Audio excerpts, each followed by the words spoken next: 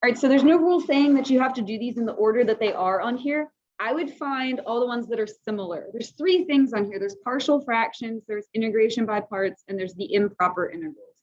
Let's do all the partial fractions ones first. So which one of these is a partial fractions problem?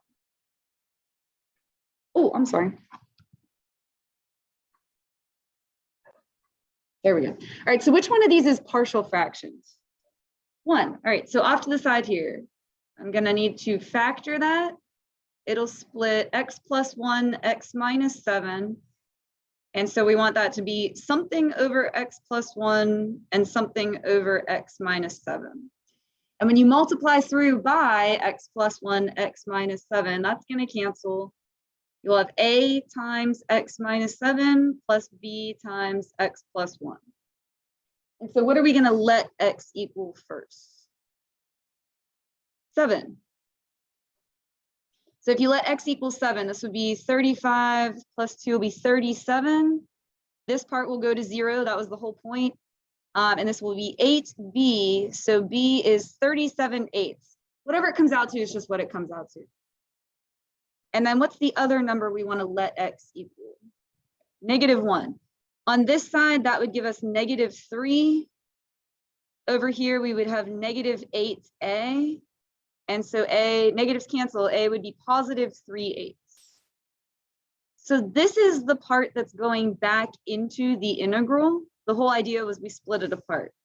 So a was 3/8. So we're going to have integral, I usually just leave it like that. A is 3/8. So 3/8 over x plus 1 plus, and then b is 37/8 over x minus 7. I heard you saying yours came out weird. Is this the weird thing that you got? Okay.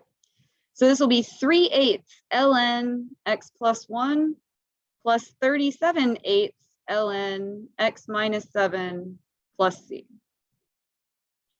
There's one more that is partial fraction. So let's just go ahead and do that one next. We don't have to switch gears in our head. Where's the other partial fractions? Or 4. All right, this one's already factored. So just taking that off to the side, we're going to let it equal a over x plus 1 plus b over x minus 4. And so when you multiply through by x plus 1, x minus 4, this part cancels.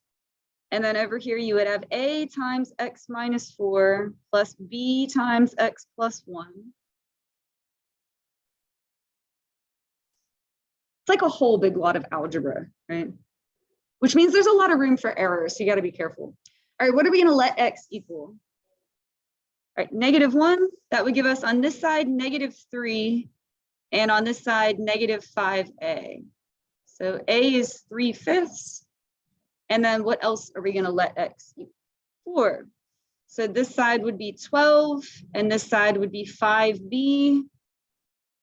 So b is 12/5. Again, they just come out to whatever they come out to.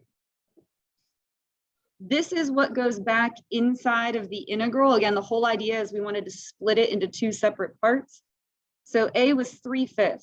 3/5 over x plus 1 plus 12/5. I didn't write that very well. 12/5 over x minus 4 dx and then ln. So 3/5 ln x plus 1 plus 12/5 ln x minus 4 plus c. Phew. I think those ones are the most like writing. Like all the steps aren't hard, but it's like the most writing. All right, let's go back and do all the integration by parts. This one would be integration by parts. What are we going to let u equal? X. Wink, wink, nudge, nudge. If there's an ln in the problem, you let u equal ln. Do you remember that? Okay, so u is x. That means du is dx. dv is going to be the rest of this. And here's where you do an antiderivative. And you need a 1/5 to adjust for the 5. So it will be -1/5 cosine 5x. All right, so it is, oh, what is it? What do we do next?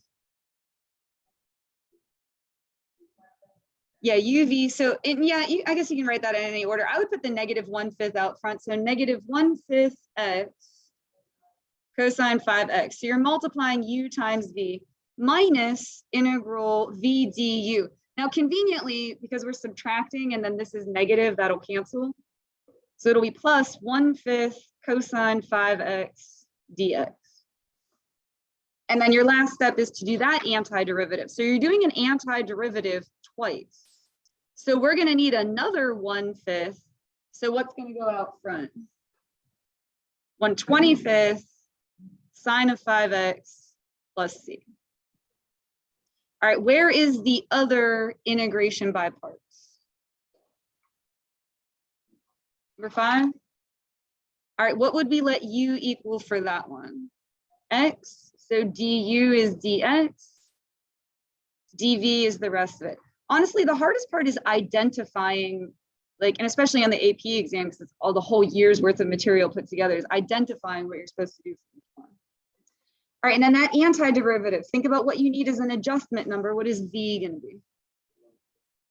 Yeah, good, perfect. So then your answer is u times v, so it'll be 1/4 x e to the 4x minus integral v du. So 1/4 e to the 4x dx. It's repetitive because e is its own antiderivative and its own derivative. So that first part's the same. You're doing another antiderivative, so there's another adjustment. So instead of 1/4, what's going to go out front here? 1/16 e to the 4x plus c. All right, and then these last two are what we just talked about, the improper integrals. This one, because it's 1 to infinity, you can do a p series, which is what I suggest because it's a lot less work. It's a cube root. So what is p? 1/3. It's x to the 1/3. Remember how you have a square root? It would be 1/2. Cube root is 1/3. A fourth root is 1/4.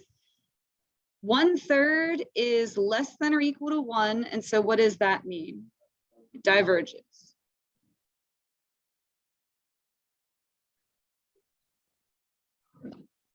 All right, this one is not 1 to infinity, so we're going to actually work it out. Be limit as a goes to negative infinity, or b, I don't care. All right, integral from a to -2, and I'm going to write that as x to the -5th dx. So that limit, you just keep on writing that. You would add 1 to the power and then divide by that number. So it's going to be -1/4 x to the -4th.